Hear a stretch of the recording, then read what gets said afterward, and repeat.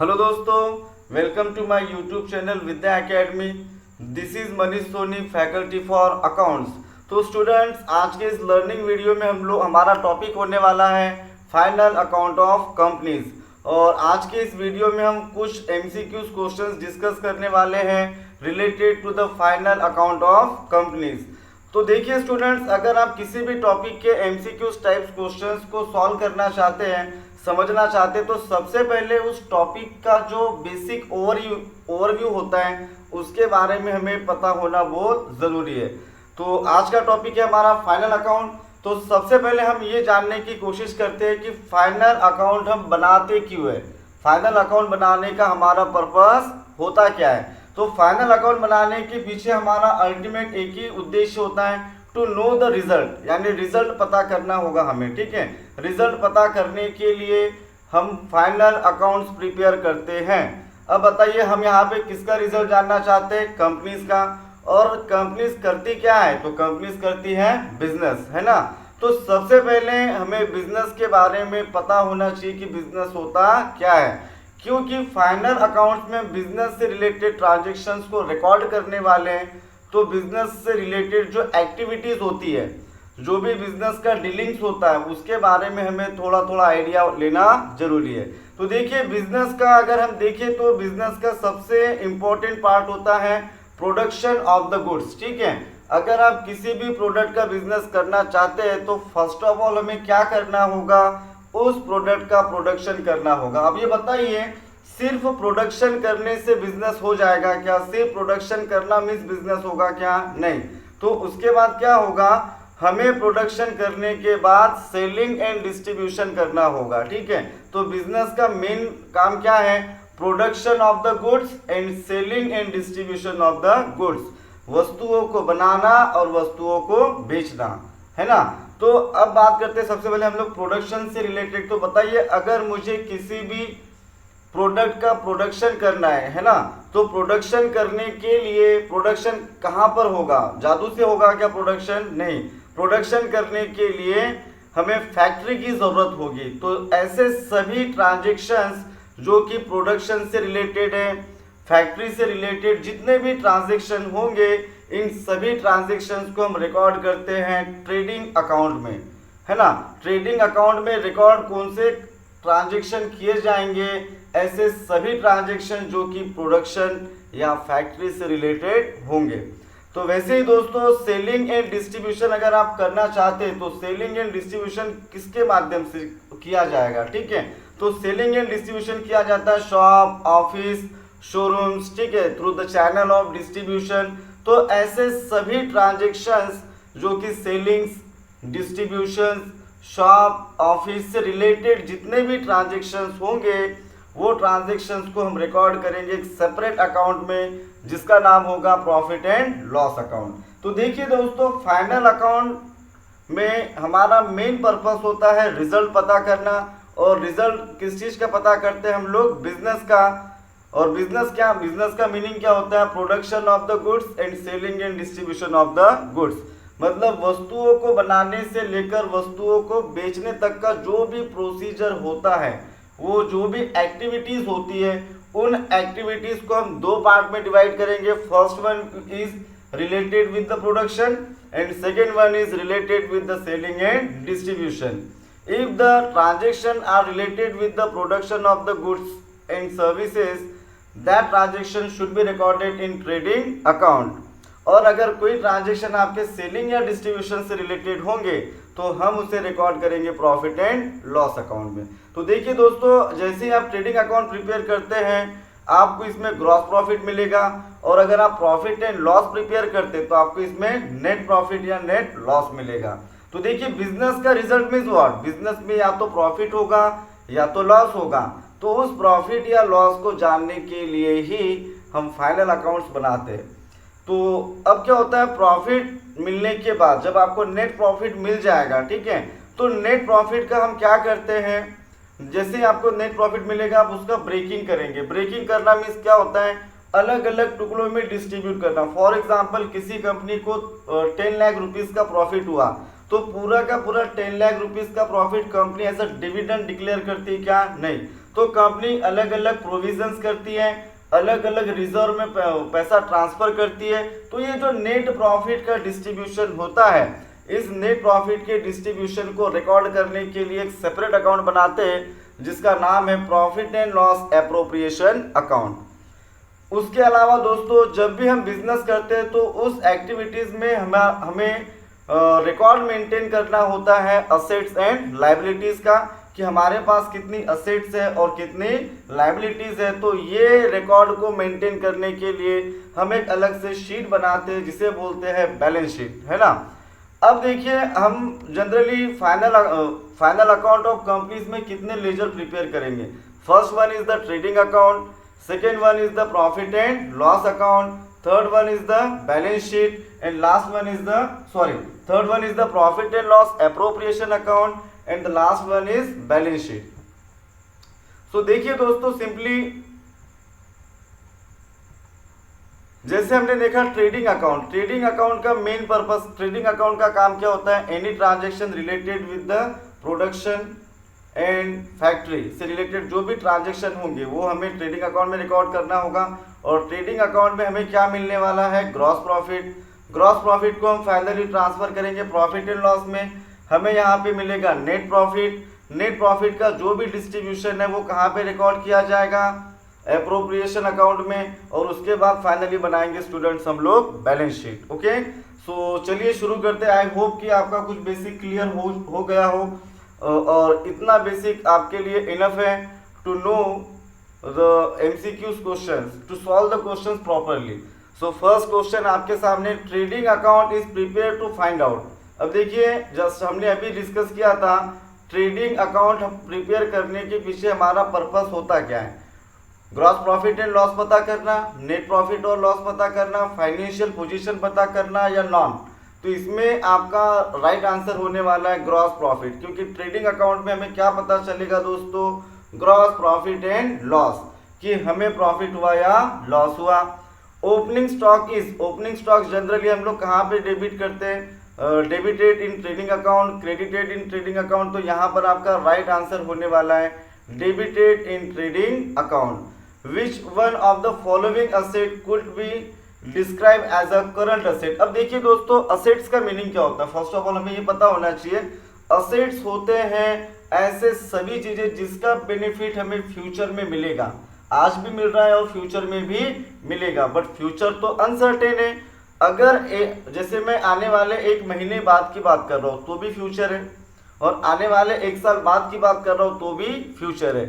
तो यहाँ पे एक टाइम लिमिट लगा दिया गया है कि जिसका बेनिफिट आपको एक साल तक मिलेगा उसे हम करंट असेट बोलेंगे, और जिसका बेनिफिट हमें एक साल से ज़्यादा समय तक मिलेगा उसे हम फिक्स असेट बोलेंगे। तो देखिए दोस्तों, which one of the following asset, machineries का यूज मोर देन 1 ईयर होता है, stock of goods for the resale ये 1 ईयर के अंडर हमें कंप्लीट करना होता है। तो आपका यहाँ पर राइट आंसर होने वाला है stock of goods for resale.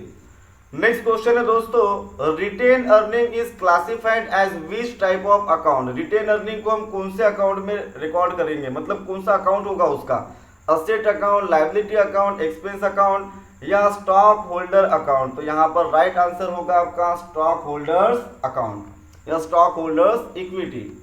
Next question देखिए दोस्तों, क्वेश्चन नंबर 5। हाँ, all of the following are the stock holder equity account except. अब देखिए कैपिटल स्टॉक इक्विटी से रिलेटेड है, कॉमन स्टॉक इक्विटी से रिलेटेड है, रिटेन अर्निंग इक्विटी से रिलेटेड है, बट इन्वेस्टमेंट स्टॉक ये इक्विटी से रिलेटेड नहीं है, क्योंकि इन्वेस्टमेंट होता है किसका, कंपनीज का। Wages is an example of, wages हम किसे बोलेंगे, कैपिटल एक्सपेंसेस, इनडायरेक्ट एक्सपेंसेस या डायरेक्ट एक्सपेंसेस। तो ट्रेडिंग अकाउंट में जाने वाले जितने भी ट्रांजैक्शंस होते हैं उसे हम डायरेक्ट नेचर का कहते हैं, और जो भी प्रॉफिट एंड लॉस अकाउंट में जाने वाले ट्रांजैक्शंस होते हैं उसे हम इनडायरेक्ट नेचर का कहते हैं। तो देखिए wages is an example of direct expenses, this is the right answer. Profit is the difference between asset and liability, asset and equities, या the asset purchase with the cash contributed by the owner and the cash paid to operate the business, या फिर the asset received for the goods and services and the amount used to provide the goods and services. तो यहाँ पर आपका right answer होगा option number D.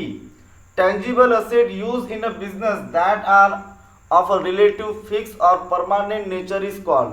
ऐसी asset जो कि टेंजिबल, जो आप अपनी आंखों से देख सकते हैं और परमानेंट नेचर का होता है, उसे हम क्या बोलेंगे दोस्तों? Fix asset. तो यहाँ पर आपका राइट आंसर होगा fix asset.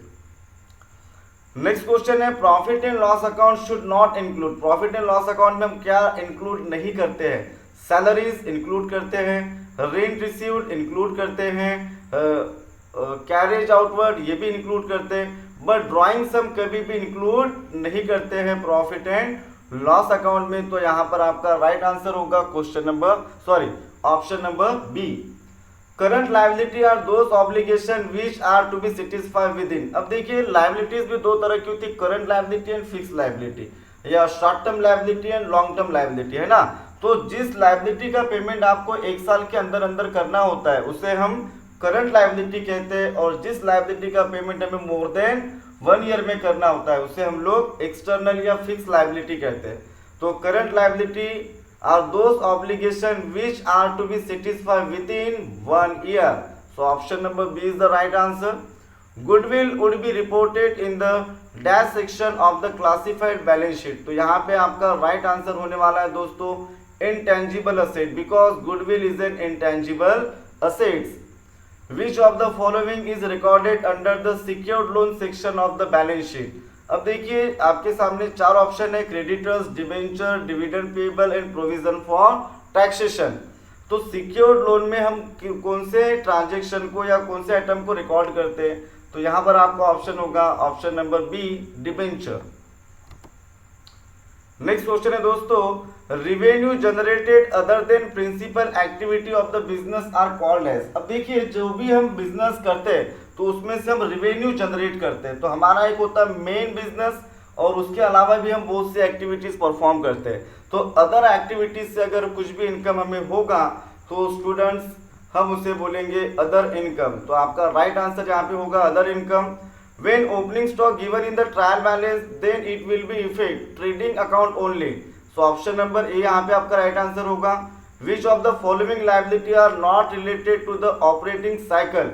Wages payable, account payable, utility payable, bond payable. तो यहाँ पर आपका option number C, utilities payable ये राइट आंसर होगा। All of the following are the property, plant and equipment except machinery property है, land property है, building property, but supplier property नहीं है। तो यहाँ पर आपका राइट आंसर होगा option number B. A company which can offer it share for the subscription to the public is known as. ऐसी कौन सी कंपनी जो जनरल पब्लिक को अपने शेयर्स ऑफर कर सकती है? तो इसका राइट आंसर होगा आपका पब्लिक लिमिटेड कंपनी, क्योंकि प्राइवेट कंपनी जो कैपिटल रेज करती है वो करती है through private placement. Next question है question number 18, what is the authorized share capital of the company. Authorized share capital होता क्या है? The issued share capital, issued share capital plus reserve, issued share capital plus debenture, and the last option the share that a company is allowed to issued by the law. तो यहाँ पर आपका right answer होने वाला है option number D. The liability of the shareholder of a public limited company is limited to paid up value of the share, nominal value of the share, extent of the private asset and called up value of the share capital. तो यहाँ पर आपका right answer होगा option number A, paid up value of the share. Next question है दोस्तों, what is the other name of authorised capital. Authorised capital को हम और क्या नाम से जानते हैं? Issued capital, nominal capital, uncalled capital या कॉल इन एरियर। तो यहाँ पर आपका राइट आंसर होगा option number B, that is nominal capital. इसे हम रजिस्टर्ड कैपिटल के नाम से भी जानते हैं। The debenture interest paid is recorded in which part of the final account of a limited company. Debenture interest हम कहाँ पे रिकॉर्ड करेंगे? ट्रेडिंग में, प्रॉफिट एंड लॉस में, प्रॉफिट एंड लॉस एप्रोप्रिएशन में या बैलेंस शीट में। तो यहाँ पर राइट आंसर होने वाला है आपका profit and loss account. The dividend is calculated on which of the following value of the share. Dividend, अब देखिए डिविडेंड का मीनिंग क्या होता है? जब भी आपके कंपनी में कोई शेयर होल्डर्स पैसा इन्वेस्ट करते हैं तो उनको रिटर्न्स में क्या चाहिए होता है? डिविडेंड। और कंपनी जब भी डिविडेंड डिक्लेयर करती है वो करती है पेड अप शेयर कैपिटल पे, कि एक्चुअल में शेयर होल्डर ने कितना अमाउंट पे कर रखा है, उसी के बेस पर डिविडेंड डिक्लेयर किया जाता है। नेक्स्ट क्वेश्चन है दोस्तों, called up share capital is ₹5 lakh. Called up share capital is ₹5 lakh and call in arrears is ₹50,000. Calculate the amount of paid up share capital. Called up में से call in arrears को हमें क्या करना होगा, minus करना होगा, तब हमें paid up value of the share capital मिलेगा। So 5 lakh minus 50,000. Your answer is 4,50,000. Called up share capital is 5 lakh and share forfeiture is ₹50,000. अगर आप पेड अप शेयर कैपिटल निकालना चाहते हैं तो कॉल इन एरियर्स को माइनस करना होता है और शेयर फॉर फ्यूचर को प्लस करना होता है। तो 5 लाख प्लस 50,000 इज 5,50,000। अब देखिए दोस्तों, यहाँ पे क्वेश्चन में आपको पूछा गया है to know the gross profit. इसमें आपको एक ट्रेडिंग अकाउंट बनाना होगा। ओपनिंग स्टॉक हम रिकॉर्ड करेंगे डेबिट साइड में, परचेस हम रिकॉर्ड करेंगे डेबिट साइड में, वेजेस भी रिकॉर्ड करेंगे डेबिट साइड में, सेल्स को रिकॉर्ड करना होगा क्रेडिट में, क्लोजिंग स्टॉक को भी रिकॉर्ड करेंगे क्रेडिट में, कैरेज इनवर्ड भी होगा डेबिट साइड में, कैरेज आउटवर्ड को आप रिकॉर्ड नहीं करेंगे क्योंकि ये प्रॉफिट एंड लॉस अकाउंट में रिकॉर्ड होता है। What is the gross profit? जब सिंपली आप ट्रेडिंग अकाउंट को क्लोज करेंगे you will get the answer of ₹38,000। Opening stock is 10,000, purchase 50,000, wages 5,000, gross profit 38,000। देखिए दोस्तों, यहाँ पर भी सिंपली आपने क्या करना है, ट्रेडिंग अकाउंट प्रिपेयर करना है और ग्रॉस प्रॉफिट दे रखा है यहाँ पे आपको 38,000। तो यहाँ पर आपका जो बैलेंस आएगा वो क्रेडिट साइड में आएगा और जो क्रेडिट साइड में बैलेंस आएगा उसे हम नाम देंगे सेल और आपका आंसर आएगा ₹1 लाख। हाँ, gross profit is 50,000, discount received 1,000, bad डेब्ट is 1,000, bad debt reserve is 500, salary 10,000, insurance 5,000, rent rates and taxes 6,000, depreciation on machinery 10,000. What is the net profit? तो देखिए दोस्तों, यहाँ पर आपको profit and loss account prepare करना होगा जिसमें ग्रॉस प्रॉफिट आप रिकॉर्ड करेंगे क्रेडिट साइड में, डिस्काउंट रिसीव्ड आप रिकॉर्ड करेंगे क्रेडिट साइड में, बैड डेब्ट रिकॉर्ड करेंगे डेबिट में, बैड डेब्ट रिजर्व ये रिकॉर्ड करना होगा क्रेडिट में, सैलरी डेबिट साइड में, इंश्योरेंस 5,000 ये भी डेबिट में, रेंट रेट्स एंड टैक्सेस 6,000 ये भी डेबिट में, डेप्रिसिएशन ऑन मशीनरी ये भी आपको डेबिट साइड में रिकॉर्ड करना है। और जैसे ही आप प्रॉफिट एंड लॉस अकाउंट को क्लोज करेंगे क्रेडिट साइड का टोटल ज़्यादा होगा as compare to debit side, तो आपको डेबिट साइड में जो बैलेंस मिलेगा उसे नाम देना होगा नेट प्रॉफिट और आपका वैल्यू आएगा 19,500। Paid up share capital of the company is ₹1 lakh and the company declared the dividend 10% per annum. Interim dividend is 2,000. What is the final dividend? तो देखिए दोस्तों, पेड अप कैपिटल आपको दे रखा है 1 lakh rupees का, कंपनी ने total dividend declare किया 10%। सो 1 लाख का 10% कितना होने वाला है, 10,000 रुपए। तो टोटल डिविडेंड में दोनों ही पार्ट होंगे, interim dividend and final dividend. तो देखिए 6 महीने के 6 मंथ के इंटरवल में जो डिविडेंड डिक्लेयर किया जाता है उसे हम कहते हैं interim dividend. But at the end of the year, at the end of the financial year, at the annual general meeting जो डिविडेंड डिक्लेयर किया जाता है उसे हम बोलते हैं फाइनल डिविडेंड। अगर टोटल डिविडेंड आपका 10,000 रुपीज़ है जिसमें से 2,000 रुपीज़ इंटरिम डिविडेंड कंपनी आपको ऑलरेडी पे कर चुकी है, तो आपका फाइनल डिविडेंड का वैल्यू होगा ₹8,000। Net profit before tax is 10,000, tax rate is 40%। What is the profit of after tax? So 10,000 ये टैक्स देने के पहले का प्रॉफिट है, टैक्स दिया हुआ 40%, दैट मीन्स 4,000 माइनस करने के बाद आपका आंसर कितना आएगा, 6,000। This is your profit after tax. Cost price of the motor car is 10,000 and the value given is 8,000. What is the depreciation at 5% at cost price? So cost price दिया हुआ है 10,000 rupees, इसका 5% simply आप calculate करेंगे, answer आएगा आपका 500। This is the amount of depreciation. So thanks for watching. Please do subscribe to the channel for watching more videos. अगर आपको हमारे वीडियोस अच्छे लग रहे हैं तो हमारे वीडियोस को लाइक कीजिए, कमेंट कीजिए, शेयर कीजिए। Thanks a lot.